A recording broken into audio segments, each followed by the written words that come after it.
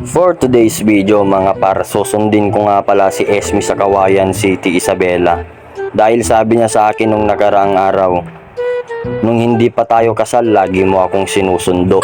Pero nung kinasal na tayo, never mo pa akong sinundo sa school. Nakakahalata na ako sa iyo ha, nakakatampo na. Tapos ayun par, nagdanag ako sa sinabi niya. Kaya yun, susundin ko siya ngayong araw na ito para lang man makabawi ako sa kanya. At itong araw na nga ito mga par ay sahod ni Esme. Kaya ayun, magpapalibre tayo sa kanya ng pansit gisado. So tara mga par. At ang hindi niya alam mga par, talagang tinaon ko sa araw ng sahod niya na susunduin ko siya para malibre niya ako ng pansit gisado. Kasi matagal-tagal niya na rin akong hindi nalilibre ng pansit gisado mga par. So ayun, nandito na tayo sa airport mga par. Malapit na tayo sa kanyang school.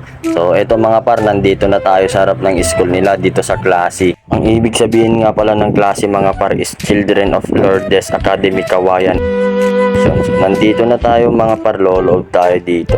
So shout out sa mga nakaparadang sasakyan dito. Ang gaganda ng mga sasakyan nyo. Dito nga pala ako sa Gedli Pumarada mga par. A few moments later. Makalipas ang matagal na sandali mga par, ay nandito na nga si Esme. At akin ang binuksan ng aking motor at ibibigay ko sa kanya ang kanyang jacket kasi mainit. Pag hindi siya nag-jacket mga par, maksit jikodil na.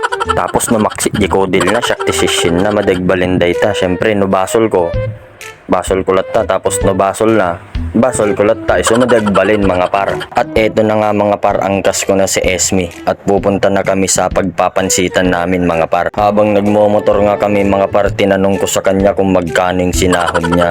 Tapos ang sabi niya, secret. O diba ang lupit mga par. Pero hayaan na natin yun mga par kasi malilibre naman tayo ng pansit gisado ngayon eh. Napakasarap talaga ng pansit gisado lalo na't paglibre mga par ano. Tapos ayun par, nandito na nga tayo sa kanto ng papuntang Pure Gold dito sa palengke mga par. So nandito na tayo sa Pure Gold palengke mga par. Dito nga pala ako nagtrabaho ng halos 2 taon mga par. Isa nga pala akong sales assistant dito mga par dati. So shout out sa mga nagtratrabaho dito sa Pure Gold Kawayan palengke. Pagbutihin yung inyong trabaho para sa ikakaganda ng inyong buhay. At nandito na nga tayo sa spot natin mga par, dito sa Vince Batangas Lomi House. Dito nga pala par, napakasarap ng mga luto nila dito mga par. Proven and tested ko na dito mga par kasi sa loob ng 2 taon kong nagtrabaho kay Pure Gold, halos araw-araw akong kumakain dito. At hindi nakakasawa ang kanilang mga luto mga par kasi sobrang sarap ito mga par. Tapos eto na nga mga par, nagdurbab na kami ni Esme.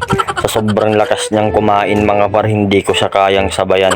Ewan ko ba kung bakit sobrang lakas ng kumain si Esme. Dati naman hindi siya ganito, pero siguro pagod siya mga par, kaya malakas siyang kumain. So eto, tapos na nga kami kumain mga par. Inaawitan ko siya na siya ang magbayad kasi sahod niya. So ayun mga par, charan, nilabas niya yung 100 at kasarap naman ng libre mga par ano.